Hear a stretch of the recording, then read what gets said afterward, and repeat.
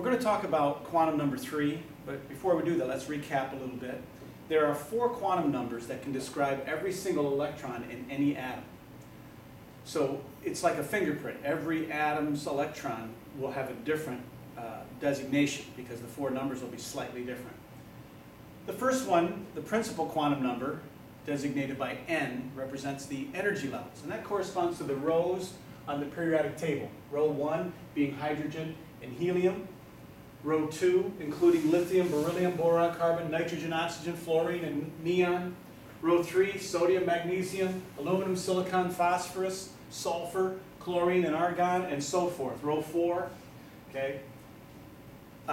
This is N equals 1, N equals 2, N equals 3, N equals 4, N equals 5, all the way down to N equals 7. The number of electrons that can be described depends on the row, or the period. The first row only has 2 atoms, therefore it only can have 2 electrons. The second row can have up to 8 electrons. The third row can have up to 18 electrons, and so forth. So that's where we get quantum number 1 from.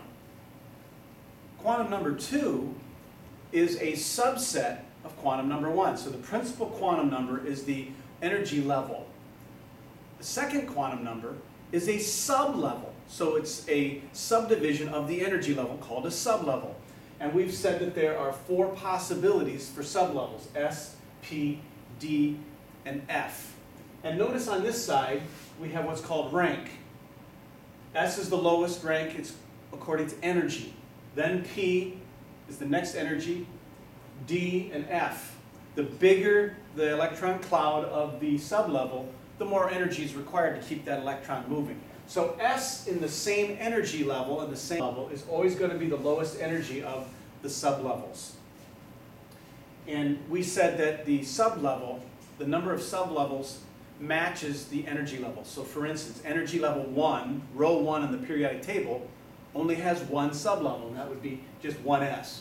Energy level 2 can have 2 sublevels, and we would designate them as 2s and 2p, because it goes by energy, the lowest energy ones.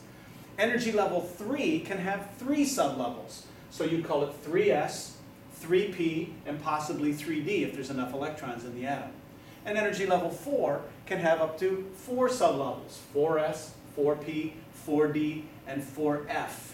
Energy level 5 theoretically should have 5 sublevels, but in practice we only have 4, so we would say 5s, 5p, 5d, 5f. And then energy level 6, 6s, 6p, 6d, 6f. That's how we memorize